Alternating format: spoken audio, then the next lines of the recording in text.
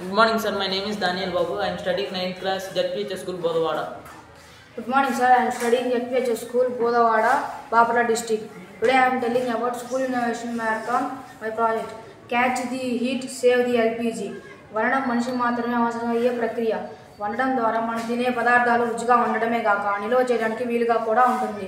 వండడానికి మన దేశంలో ప్రధానంగా ఎల్పిజిపై ఆధారపడుతున్నాం. ఎల్పిజి స్టవ్లోని బర్నర్ ద్వారా మంట బయటకు విడుదలవచ్చు. ఆ పాత్రలో ఆ మంటని గ్రహించి మనం తినే పదార్థాలు రుచిగా ఉండటానికి దీనివలన సమస్య మనం వండేటప్పుడు వంటగదిలోని గాలి బర్నర్ చుట్టుపరిసరలోని గాలి వేడెక్కడాన్ని మనం గమనిస్తూ ఉంటాం. అంతేగాక వండేటప్పుడు ఎక్కువ మొత్తంలో ఎల్పిజి వృధా అవుతుంది. దీనివలన వంట వండేవారి ఆరోగ్యంపై కూడా ప్రభావం చూపుతుంది. బర్నర్ చుట్టూ కాపర్ కాయిల్ లాగా చుట్టవాలండి. బర్నర్ చుట్టూ కాపర్ గొట్టాన్ని ఒక కాయిల్ లాగా అమర్చుకోవాలి. దీనికి 2 కాపర్ రాడ్లను అమర్చుకోవాలండి.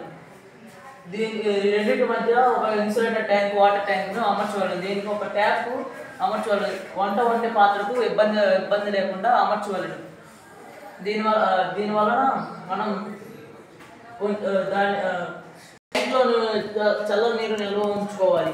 దానివలన కాయిల్లోని చల్ల నీరు సాంద్రత ఎక్కువ అవడం వలన కాయిల్లోకి ప్రవహిస్తుంది.